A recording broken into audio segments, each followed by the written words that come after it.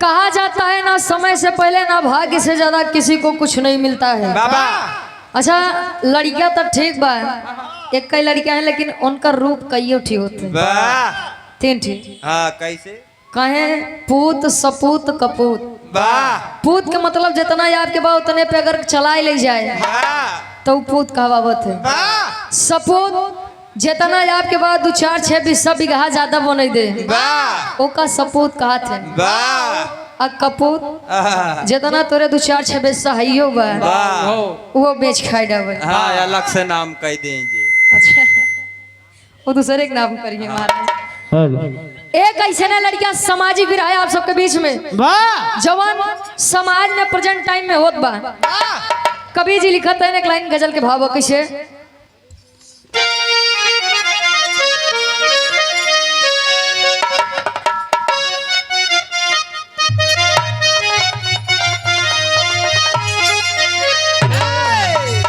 अरे दिल जलाने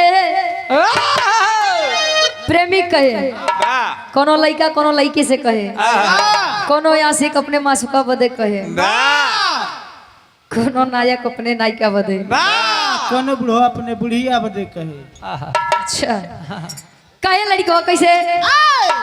अरे दिल जलाने का तेरा अजब ढंग है। दिल जलाने का तेरा अजब ढंग है।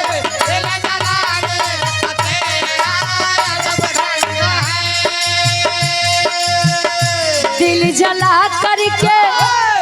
जला करके तूने क्या कर दिया। दिल जला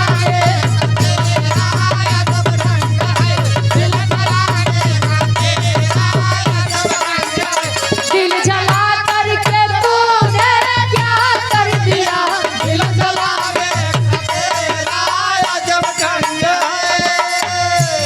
दिल जलाने का तेरा अजब ढंग है।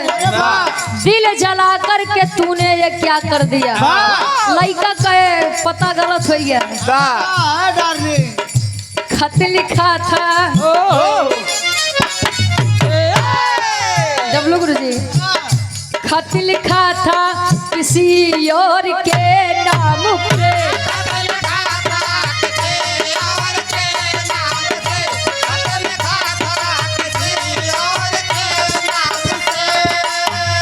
खत लिखा था किसी और के नाम पे पर लिफाफे पे मेरा पता लिख दिया।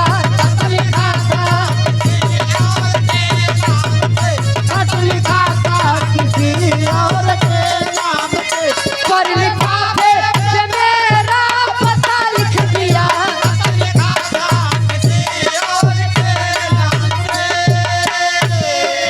लेकिन कहा जाता है प्रेम करना कोई गलत बात नहीं है, लेकिन प्रेम पाक और पवित्र होना चाहिए। नहीं तो आज के समय में प्रेम के का रूप बजा आप लोग जानते हैं। प्रेम का पुण्य पानी छलकता है जब।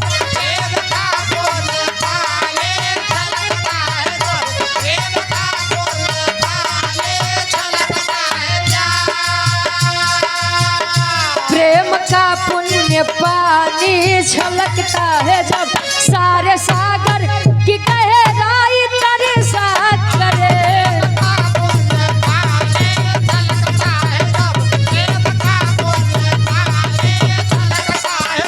सारे सागर की गहराई तेरे साथ करे।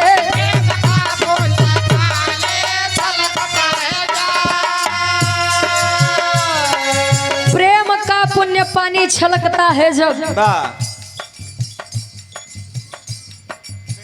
और आप गार्जियन जी परम आदरणीय परम सम्मानित इस भाव का सम्मान करते हुए धर्म के हमारे चाचा जी आप फौजी साहब 201 रुपए का महान आशीर्वाद चरणों में कोट कोट नमन है। आशीर्वाद के चारे बाबूजी के क्रांतिकारी सलाम हो। आशीर्वाद के चारे कलेक्टर पाल जी अमलेवती से आप गार्जियन जी के द्वारा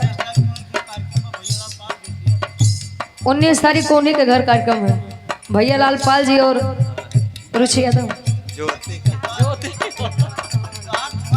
अच्छा बगलिए भैया लाल पाल जी और विराज जगत की बहुत ही सुंदर गायिका धर्म की मारी बड़ी बहन आप ज्योति यादव जी। वाह हमें अपन नाम खुद ही भुलाई जाई थे, बाहर जाए तो दूसरे गवैये के नाम से हार आवा दूसरे गवैये से।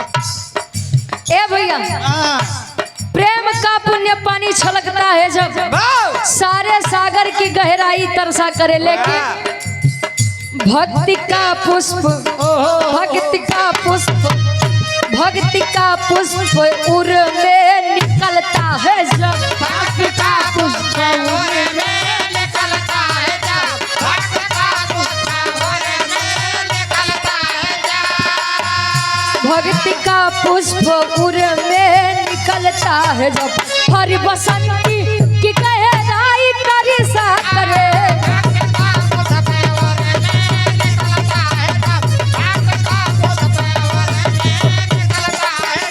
हर बसंती की अमराई तरसा करे।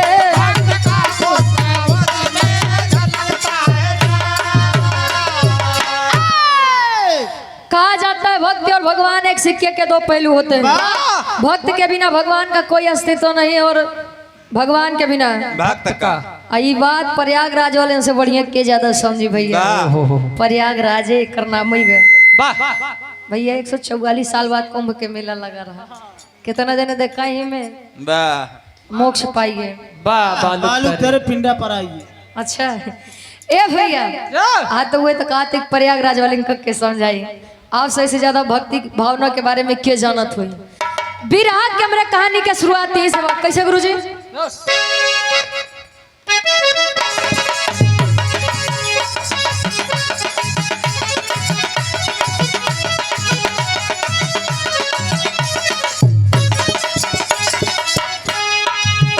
इंसानियत हो जिसमें सच्चा इंसान है उसके लिए तो सारा जग ही जहान है।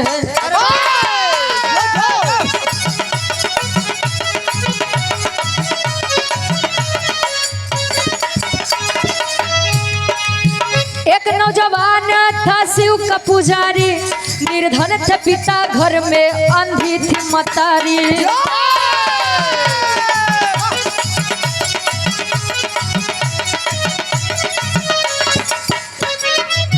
लाया है घर में दुल्हन करके सगाई, लाया है घर में दुल्हन करके सगाई, खिला न फूल बाग में बाहर न आई।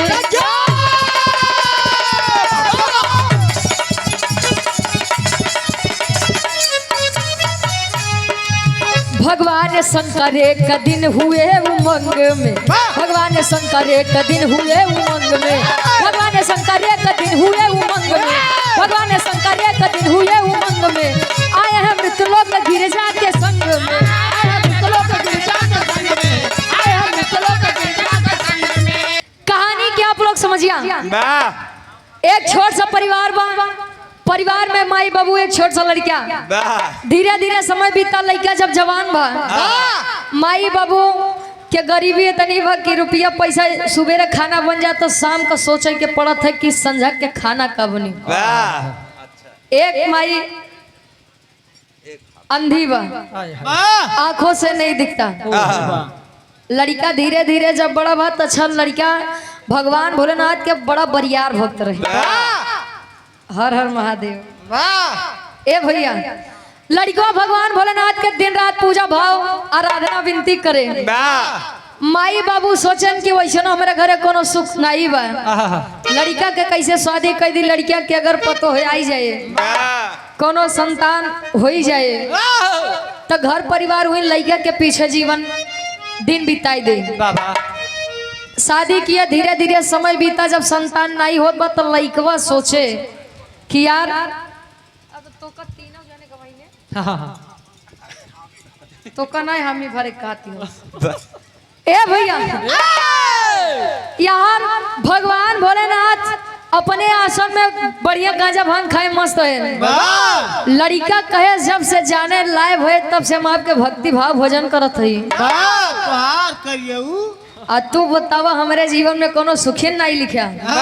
चल दिया मंदिर पे, मस्तक टेक के बिलाप करत बा लड़का की बाबा ए बाबा हाँ ये करिए उ बाबा आज तो तुम्हें वहीं के परे वाह दांत जिंचिया रे लड़का कहे कैसे अब क्या बात है लड़का कहे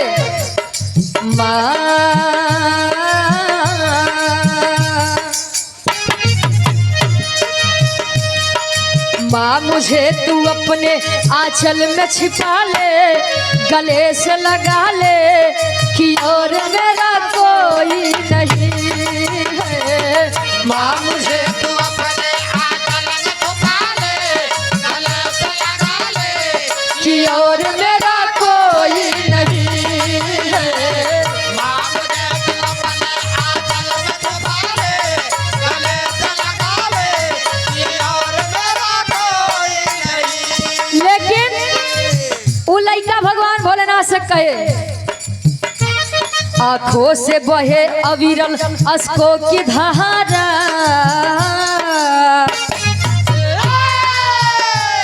आंखों से बहे अविरल अस्को की धारा रोता है बेचारा ए भोलेनाथ जाऊं कहाँ अच्छा आदरणीय परम सम्मानित होली मिलन समारोह बंदी पट्टी चौराहा हंडिया प्रयागराज से आप जय सिंह सरकार और जेपी वर्मा जी गार्जियन जी के द्वारा 50 रुपए का महान आशीर्वाद हमारे डब्लू गुरु जी खातिर और 50 रुपए का महान आशीर्वाद पाने भर आप ये आकाश गुरु जी खातिर ठीक से बा अच्छा ले लो पाने को दे देते हैं वैसे तो पानी नहीं ज्यादा खाते आहा बाकी जगह दिक्कत है बढ़ाई ले जाए भैया कहे आंखों से बहे अविरल अस्को की धारा रोता है बेचारा ए भोलेनाथ जाऊं कहाँ आंखों से बहे अविरल की धारा, रोता है बेचारा। ए भोलेनाथ जाऊं कहाँ आंखों से बहे अविरल की धारा, रोता है बेचारा। ऐ भोलेनाथ जाऊंगा। लड़का कहे दुख में दुखित बाबू काटे समैया दुख में दुखित बाबू काटे समैया, दुख में दुखित बाबू काटे समैया। नेत्र विहीन घर में रोवेली मैया एक बेर घर में रोवेली मैया, एक बेर घर में रोवेली मैया। मझधार में है नैया न सूझे किनारा मझधार में है नैया न सूझे किनारा न कोई सहारा भोलेनाथ जाऊं कहाँ मझधार में है नैया न सूझे किनारा, वो सूझे किनारा, ये भोलेनाथ जाऊंगा। मझधार में है नैया न सूझे किनारा, वो सूझे किनारा, ये भोलेनाथ जाऊंगा।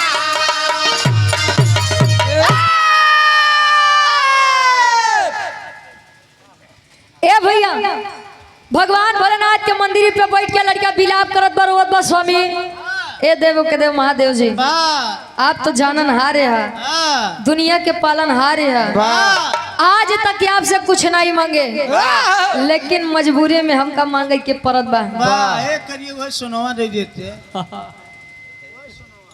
जी समझ लिया था हीरा चचा तोहार नाम हीरा बा वाह हम सुनवा ही मांगत है ए भैया अब यार लइका रोत बा तब ले भगवान भोलेनाथ कैलाश पर्वत पे बढ़िया गांजा भांग खाए मस्त होए माई गौरा जी कहीं बौरा हो ए भोला अखिया खोला अच्छा कहे भोला तनी अखिया खोलता कहे कहे का बहो कहे के देखा ता लड़किया हमार रोत बा तोहार लड़किया माई सती जी कहे वाह कहीं लड़का रोत बा हिया तू बढ़िया गांजा भांग खाए के बौरा हो मस्त है कहे तू मेहरारू के जात वाह लबर लबर करबे करबू अच्छा अंगूरी पकड़ाई था तो ना पकड़ कर ए भैया कहे तू मेहरारू के जात बड़ी जल्दी सफेद आ जा तू अरे कलयुग के आदमी देखे में भले छोट होते, हीरा चचा देखे में भले छोट होते लेकिन दिमाग इनके सही के बहुत होते। वाह ए भैया भगवान भोलेनाथ समझावत है नहीं गौरा, हम चला बोलब ना नहीं कलयुगी आदमी है। फसाई ले ही तो है। अच्छा भगवानों के रान का हो। हाँ अच्छा आज मेहरारू के जीत पे मेहरारू के हट पे आज भगवान भोलेनाथ मृत्युलोक में आए। आज जब मृत्युलोक पे आए तो लड़किया रोज तब ले माई गिरजा जी कहीं बउरा हो, लड़किया को उठावा वरदान दो का लड़का खेला आए बेटवा अब रोवा गवा जी तो मिले अब। और रोवे के दिन तोहार गवा बोल तोहे का चाहिए। लड़का कहे स्वामी मांगब तब लेकिन कुछ दिक्कत बा। कहे एक बात सुन ला, मांगे चाहिए जमन लेकिन एक वरदान मांगे नहीं हम आया हमका देखते मान जतनी तोहार दुख तकलीफ होई कुल घिनावे लगे। अब लड़किया असमंजस में पड़िया, घरे हमार माई बाबू हमार मेहरारू बा। माई बाबू जान मेहरारू मार पहले बा। अच्छा अगर मान ला तीनों जने के अलग अलग फरमाइश रही, एक जने मांगब दू जने रह जाइए, लड़कवा दिमाग लगाओ कहीं बाबा बैठा रह जाते आधा घंटा में लौट के आवत है। लड़कवा जात बा कहे कैसे तेरी के भाव में कभी लिखत है। अरे पूजाई कैसे मन के किया, अरे पूजाई कैसे मन के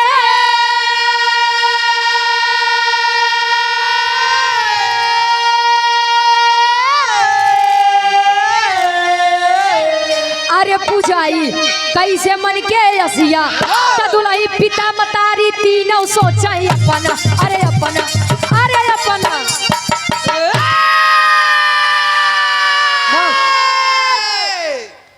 पूजाई कैसे मन के सपना दुलाई पिता मतारी तीनों सोचे अपना।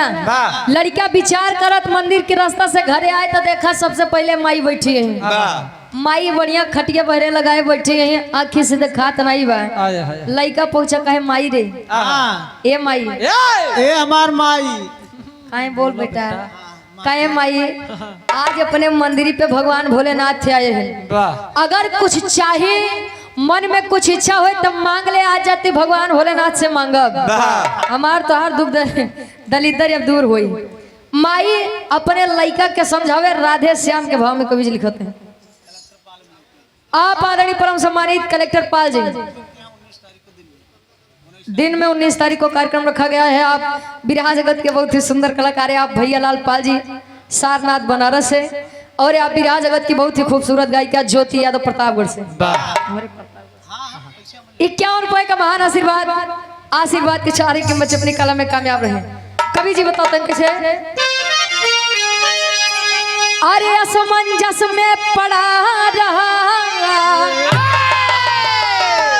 अरे वह सोच रहा है अपने तो सोच रहा है अपने मन, तो माता बोली नयन मांग लो प्रकट हुए हैं भवभंजन।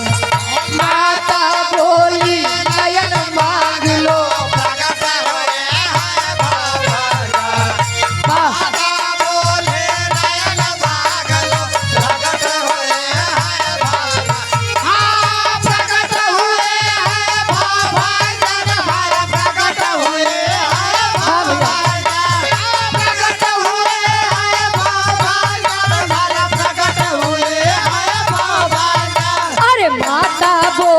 नयन मांग लो प्रकट हुए हैं भवभंजन। माता बोली नयन मांग लो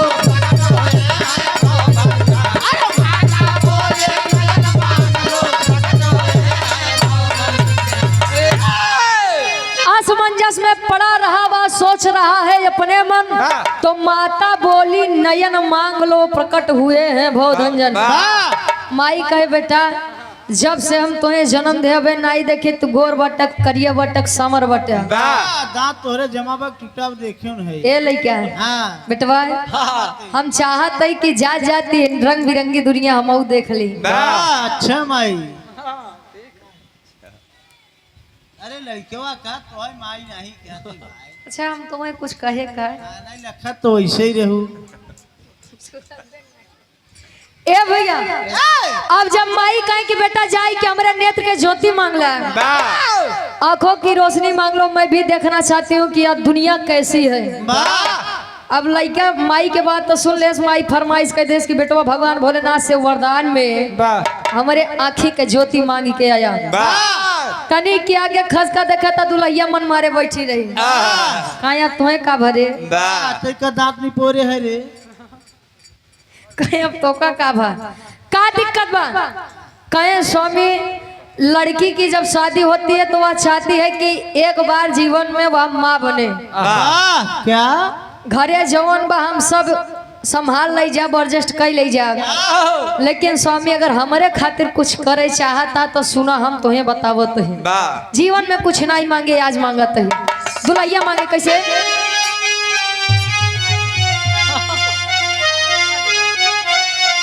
अरे दुविधा में वह चला जा रहा तो जहां पर बैठी है दुल्हा,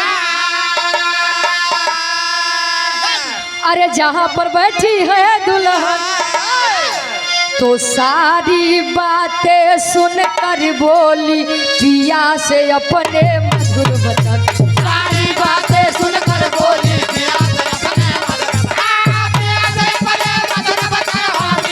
जियो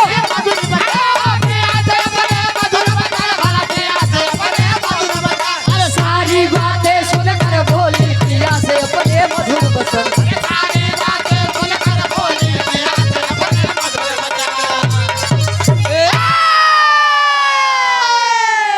दुल्हिया कहे स्वामी हम चाहते ही कि अपने खातिर एक लड़का मांगला, ऐसा का बात बा। क्योंकि संसार में सबसे बड़ा सुख संतान सुख होता है। वाह शैतान सुख राम करें तुम्हें शैताने सुख मिले, संतान सुख न मिले। ए भैया कहा जाता है कि संसार का सबसे बड़ा सुख संतान सुख होता है। लड़का लायक बा तबो ठीक बा, कक्का न लायक बा तबो ठीक बा, लेकिन लड़का के बिना घर एकदम सुना सुना लगत है। दुल्ही कहे स्वामी अगर एक लड़का मांग लेबा तो लड़का के पीछे घर ऐसे समझ जाइए। ध्यान देंगे माई फरमाइश कह देश के बेटवा आँखी के ज्योति चाहिए। दुल्ही फरमाइश कह देश के स्वामी राजा हो एक ही लड़का चाहिए। कहे तुहार दूजनी खोई गया बाबू बैठा बहरवा न सुन ली वो टोपी लगाई बैठा पूछ लो उनका का चाहिए पूछ लो ना उसे गए बैठे कहे बाबू ए बाबू बोलता काहे ने यार काहे रिसिया ने है बोला मुझे से। अब यार लड़का के बतिया जब बाबू सुने तो बेटा सुन, संसार का जो सत्य है मैं तुझे बता रहा हूँ, जाके भगवान भोलेनाथ से वही मांगना है। बाबू बता एक लाइन गीत लगत बा कैसे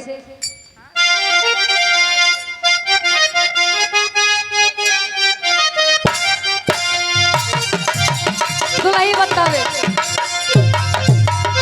कहे मोरे पीछवा रवा सोनरवा कहे दुकानिया सोनारवा के दुकानिया सोनारवा के का भैया सोनारवा के दुकानिया सोनारवा के दुकानिया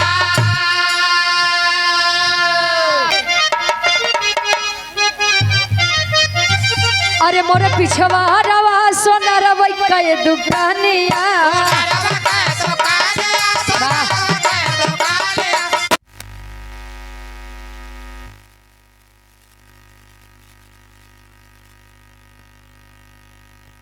विक्की टेंट हाउस आप भैया जी 101 रुपए का महान आशीर्वाद जवानी टेंट लगाए हैं भैया वाह इनका रोज खड़ा होते का आई घरवा ऐसे ना भैया माई भगवती के कृपा बनी रहा काम में दिन दुना रात चौना तरक्की हो वाह जाए मन करे खड़ा कर दिया हाँ टेंटवा हो मोरे पीछवा रवा सोना रवा कहे दुकानिया हेलो ए भैया आवाज बढ़ा दो दुल्ही कहे नथिया गढ़ाई बतीन पतियान के नथिया गढ़ाई बतीन पतियान के बड़ा नीक लागे गीत अवरतियान के बड़ा नीक लागे गीत पान बरईनियान के बड़ा निक लागे पान बरईनियान बड़ा नीक लागे गीत अमरतियन के महाराज। ये कुल हीरा चच्चा हमरे समझता हुआ वो नहीं जानते यार। अच्छा पान खाए बदे तोहे देहन तो लागत है हुआ भटक गया। हाँ कहो छोरो सी चच्चा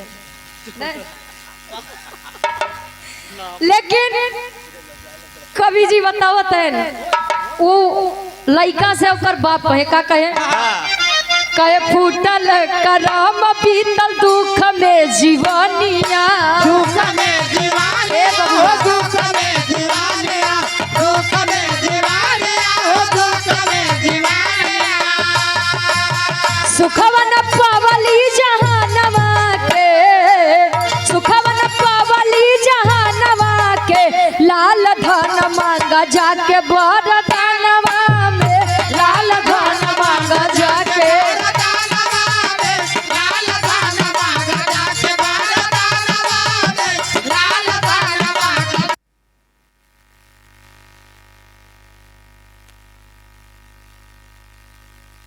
बबुआ सुधरिया काहे कि बाबू रे हम तो ये बतावत है कि जौन समाज में जरूरी बा वही मांगा कहीं का बस कहे कि जाई के सोना चांदी मांगला रुपया पैसा धन दौलत मांगला कहन बाबू कहे बदे कहन अरे बेटवा जवन आज मनई नजर चुरावत बा हमसी तोसी पैसा देख के उहे मनई आए जरमी करे खातिर हाय हाय। और जीवन का सत्य यही है कि जकरे लगे पैसा बा दुनिया हुई पूछत है तो हर दिन खराब बात अपन रिश्तेदार नहीं पहचानते आ तहार समय तनिक बन जाए प्रदीप भैया 5 कमरा बनवा देखे रोज डेली तोरे लगे नया रिश्तेदार फोन करे ए भैया बाबू समझावत है जाई के रुपया पैसा धन दौलत मांगा अगर रुपया पैसा धन दौलत रहे तो समाज में हमार तोहर इज्जत रहे।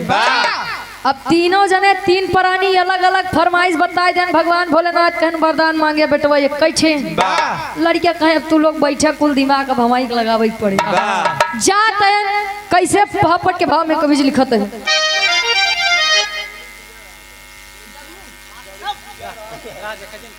अच्छा डब्लू अच्छा इनकर डब्लू गुरुजी के जीजा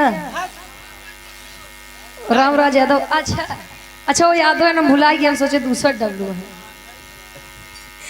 51 रुपए का महान आशीर्वाद चरणों में कोट कोट मन आशीर्वाद के चाह रही क्या कर अपने क्षेत्र में है तो इतना झेलाई कभी जी लिखा था पापड़ के भाव में कैसे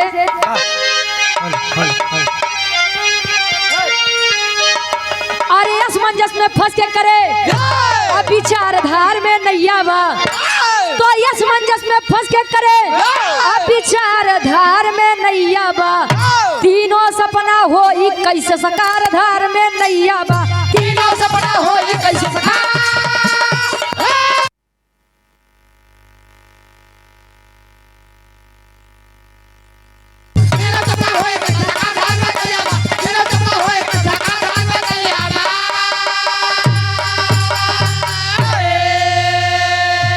स्वार्थ में समय ही लगे हैं अलग यार मनवा हो पिता की आज्ञा धर्मा गुरु माई कहे नयनवा हो तो दुल्ही मांगे गोदी के अब दुलार धार में नैया बा तो दुल्ही मांगे गोदी के अब दुलार धार में नैया बा। दरोगा प्रजापति गार्जियन जी के द्वारा 21 रुपए का महान आशीर्वाद कहा था जे बोली वो का गोली मार उठे ऐसे तैनात पे गोली मारे वाला ए भैया जाता है जा आराम से जाया हाँ धीरे धीरे जाया बिना घोड़े कैसे तू है जा जा ए भैया लड़का सोचत विचार करत अच्छा मंदिर पे पहुंचा भगवान भोलेनाथ माई सती का देखें सती जी भगवान भोलेनाथ का देखें कहाँ गौरा ए गौरा लखाए आई कहा तू नहीं अपने गदल वक मांगे जोन मांगे खोए आओ छली अब लड़का विचार करत बा अच्छा माई बाबू और मेहरारू के जीवन में महत्व का होता है समझे वाले तनी समझिए आल्हा के भाव में कभी जी प्रमाण देते हैं कैसे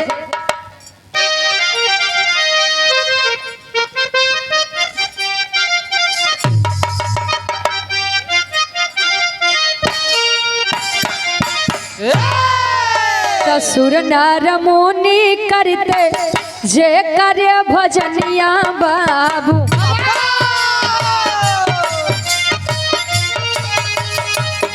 अंतर्यामी प्रभु दुनिया के पालनहार।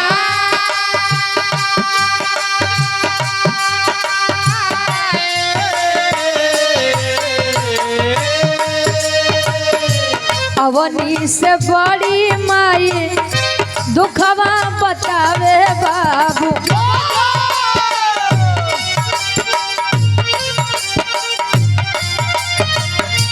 अंबर से ऊंचा हो पिता के आशा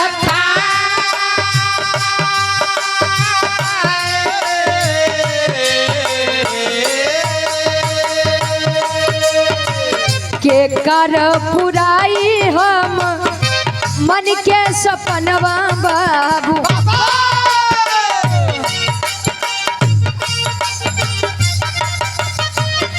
मटिया में के कर हो मिलाई यार।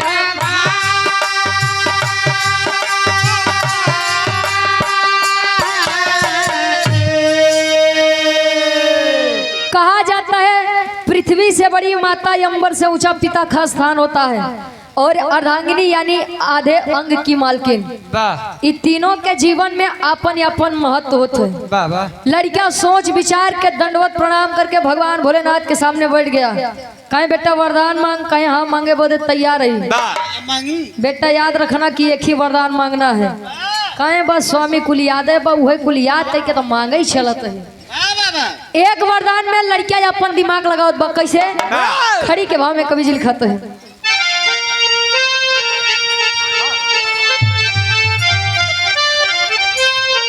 अरे हाथ जोड़ के शिव के सन्मुख अब बोले ललना, तो हाथ जोड़ के शिव के सन्मुख अब बोले ललना। देख माई नात झूले सोने के पलना।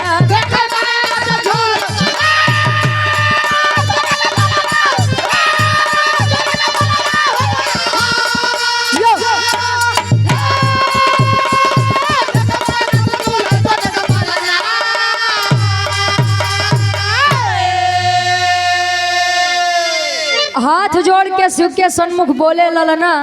देखे माई नात झूले सोने के पलना। वाह। एक बार फिर से आप लोग कहानी समझ ला कि बाबा कहें कि वरदान बेटा ये कहीं दे। घरे घर लड़किया से माई कहें कि बेटा मेरे आंखों की ज्योति मांग लो। दुल्ही कहे स्वामी एक ही संतान मांग ले। और बाबू कहें कि बेटवा रुपया पैसा धन दौलत मांगा। वाह एक वरदान में लड़कियां मांगे कि देखे माई नात झूले सोने के पलना। काका माई नात तब देखे जब ओकरे आँख रहे, आ नात तब देखे जब ओकरे पतोहू के कोनो लड़किया होई। आ जकरे घरे के गदेला बतावा सोने के पलना में झूला झूले। कितना गरीब हुए। अब वो सोच लग कितना गरीब होई। भगवान भोलेनाथ कहें बा बेटा बा बड़ा तगड़ा दिमाग लगाया। कहे बाबा का करी मजबूरी वैसन रही, कितना तगड़ा दिमाग लगावे के पड़ा। माई सती जी कहीं देखा अब बात बदला न। लड़कियां हमारी एक वरदान मांगे सब ओकर तुरंत वरदान दे बस चला। भगवान भोलेनाथ वरदान देते हैं कैसे।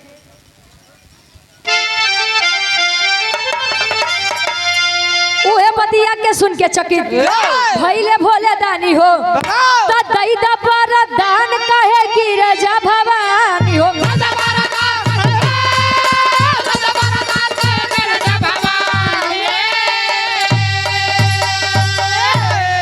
तो ये मस्त कह दिए अब गौरा के सजना। तो ये मस्त कह दिए अब गौरा के सजना। देखे माई नात झूले सोने के पलना। भगवान भोलेनाथ देव मस्त कह के चल दिया। लेकिन गौर करे वाली बात बात लड़कियां सपूत कैसे भाई। आज के जनरेशन का लड़कन के शादी हो जाए तो दुल्ही अगर 2 महीना 4 महीना बना के खिया दे तो ठीक बा। आ दुल्ही आए के बाद दुल्हा के जब देखा तब मुंह लटकाए बैठी रहे। एक दिन देखे दुल्हावा 2 दिन 3 दिन 4 दिन धीरे धीरे महीना बीत गया। दुल्हावा कहे कसरे का भाई कोनो दिक्कत बका पेट पीड़त का। तब ले दुल्हिया कहे का बताई। तोहार माई बाबू जब देखा दिन रात सेवा में लगाए है बताई देता या तो अपने माई बाबू का अलगाई दे या तो हमका नैहरे जाई दे। अब लड़किया एक दिन देखे 2 दिन देखे रोज के हुए नाटक गवा हाथ जोड़ के खड़ा हो गया कहीं बाबू ए माई माई हो कहीं का भा कहीं देखा बाबू माई तुहार तो बीत गए अब हमारो बीत ही दे नहीं तो अगर हमारा दुल्हन नहीं हरे चली जाए तो बड़ी दिक्कत हो जाए माई बाबू अपने लड़किया के सुखे खातिर अलगाई ज्ञान बने खियाए नहीं पाता तब वो लड़किया के सुख चाहता है और कहीं कहीं यह होता है कि माई बाबू लड़किया का जतना ही कहाँ लड़किया उतना ही करी है आखिर कोई लड़की अपना सब कुछ छोड़ के आपके पास आई है तो उहू के सम्मान करे चाहिए बात के लाज रखे के चाहिए माई बाबू मेहरारू सबके अपने अपने जीवन में काका अलग अलग जगह होते भैया तो एक बात सुन के 2 कई अलगाव है ना चाहिए ताली कबो एक हाथे ना ही बाजत दोनों हाथे बाजत है आखिरी में खानदान के परिचय कैसे अब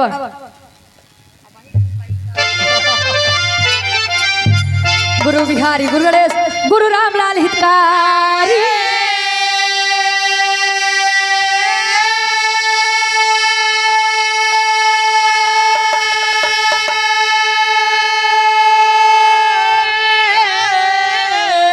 स्वर्ग में से चंद्रिका कवि भारत जी बने पुजारी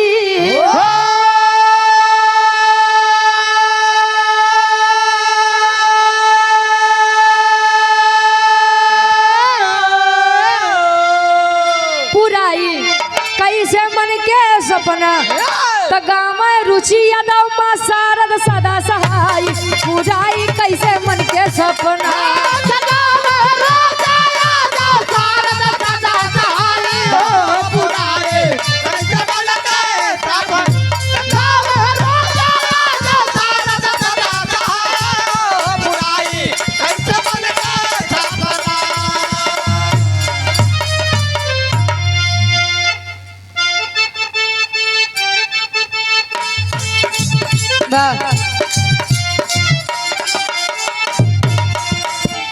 देख तेरे संसार की हालत क्या हो गई भगवान कितना बदल गया इंसान अरे देख तेरे संसार की हालत क्या हो गई भगवान कितना बदल गया कितना बदल कहे सूरज न बदला चांद न बदला सूरज न बदला चांद न बदला ना बदला आसमान कितना बदल गया इंसान कितना बदल गया कितना बदल गया ए गणेश भैया फिर से कहा था डब्लू गुरुदेव ओका आप लोग समझ ले जा क्या और कोई का महान आशीर्वाद क्षणों में कोट कोट मने आशीर्वाद के चाह रहे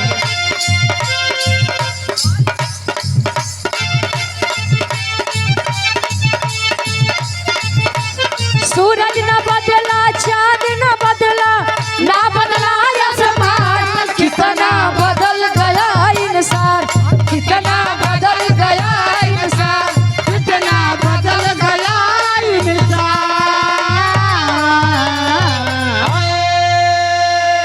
गाँव बजाओ का सुनो में कोनो गलती कसूर हो ते काका आप लोग अपन लड़किया बच्चे समझ के माफ किया हमारे तरफ से आरे से कार्यक्रम के समापन रही।